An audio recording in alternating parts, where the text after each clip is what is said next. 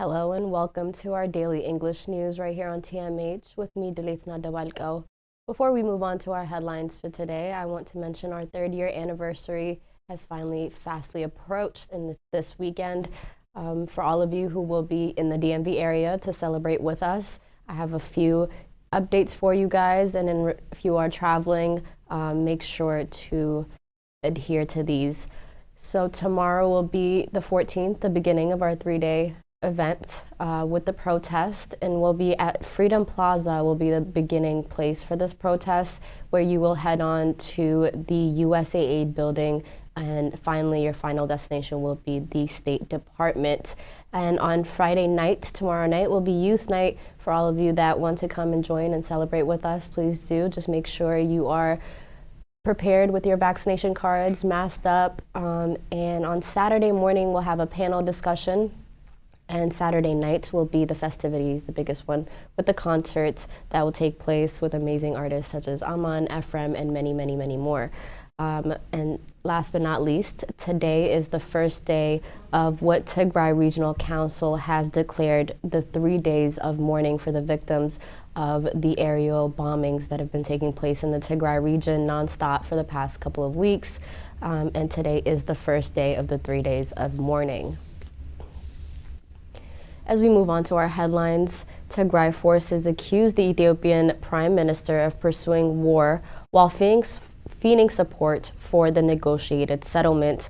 Norwegian Nobel Committee says Ethiopia's Prime Minister Abiy Ahmed has a special responsibility to end the bloodshed and the blockade that's taking place in the Tigray region. And WHO says blockade has created quote-unquote hell in Ethiopia's Tigray region. Tigrayan forces accuse the Ethiopian Prime Minister of pursuing war while feigning support for the negotiated settlement. Member of the Tigray Armed Forces Central Command, Getachew Reda, said in an interview that on Wednesday that his forces have always been intense and interested in talks as long as it's going to bring lasting peace and access to the humanitarian aid for the people of his region. He goes to say, if the relentless drone attacks against civilians are any guide, he is more interested in bombing our people into submission, as he refers to Abiy Ahmed. Civilians have paid a heavy price in the fighting in Tigray, and some 400,000 people are currently in a man-made famine, and 9.4 need food aid according to the United Nations as well. But the government's use of these airstrikes has drawn particular criticism. Biden raised issues in his talks with Abiy on the phone, according to the State Department spokesperson Ned Price. International organizations and the Tigrayan forces have also accused the government of reckless disregard for civilian casualties. The Norwegian Nobel Committee said Ethiopia's Prime Minister Abiy Ahmed has a special responsibility to end the bloodshed that's taking place in the Tigray region. Berit Reiss-Andersen, chairman of the Norwegian Nobel Committee, which awards the Nobel Peace Prize, made the remarks on Thursday. As he said, as Prime Minister and winner of Peace Prize, Abiy Ahmed has a special responsibility to end the conflict and contribute to peace.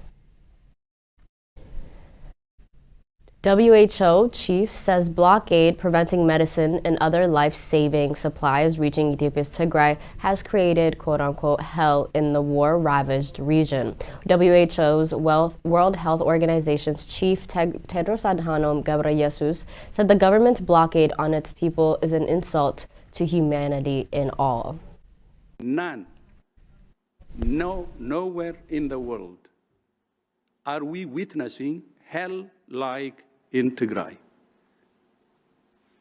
And the international community has to do everything. The basics is to have unfettered access, whether it's food or medicine. Humanitarian access should be allowed at all times, even during conflict. Even conflict cannot be an excuse, because we're delivering medicine in conflict areas while the conflict is raging.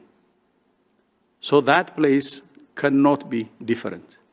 And then the other part, of course, this thing should be resolved politically, peacefully.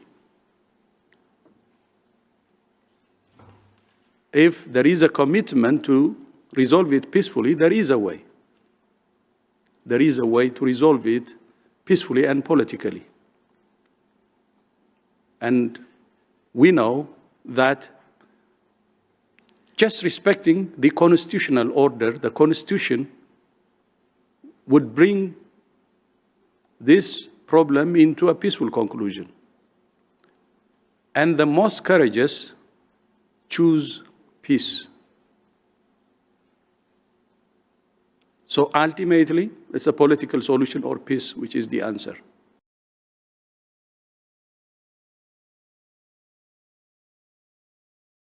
Unimaginable in this century of the 21st century.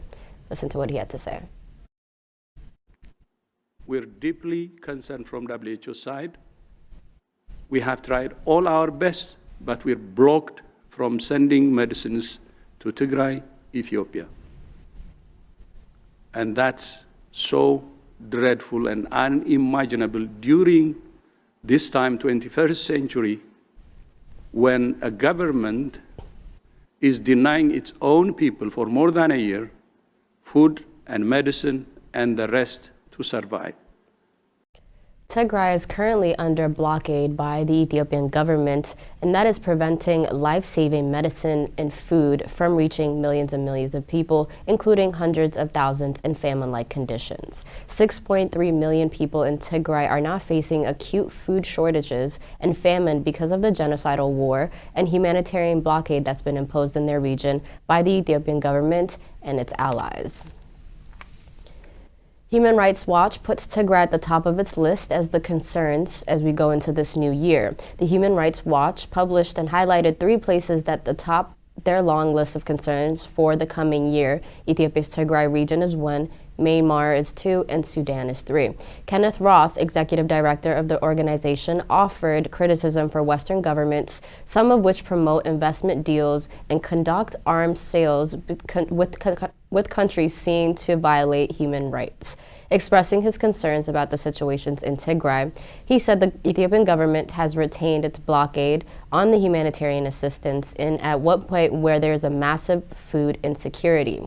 He warns that really many people, hundreds of thousands of people, are on the brink of starvation.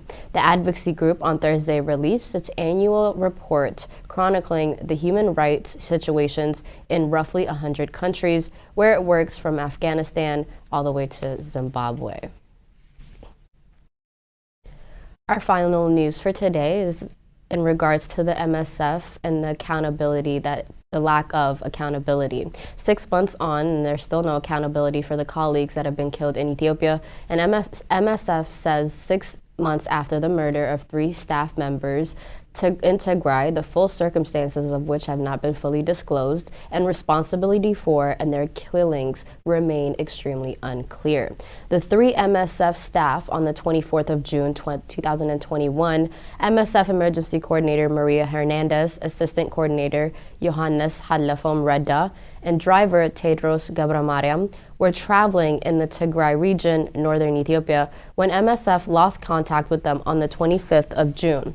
Their vehicle was found empty, and 100 to 400 meters away, their lifeless bodies were found. Paula Gil, president of Medicine Sans Frontiers in Spain, said MSF investigations has found out that the attack was not consistent with crossfire injuries, but instead was an intentional killing of 3 humanitarian aid workers. She also said that the MSF staff members, who were clearly recognizable as civilians and humanitarians at the time of the incident, the car also was identified with the MSF logo and 2 flags, was shot multiple times and extensively burnt. MSF complained that the Ethiopian government made public statements against the humanitarian organizations that have been direct impact on their safety and security.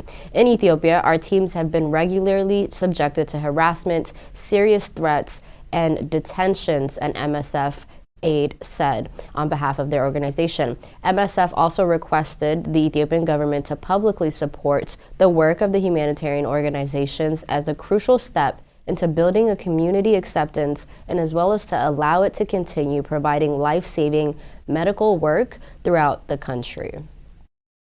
That concludes our news for today. As I mentioned in the beginning of our segment, Our 3rd-year anniversary events will be all lined up for you this weekend, Friday, Saturday, Sunday. I hope you guys are here and will be joining us in this festivities. Thank you so much for tuning in. Goodbye.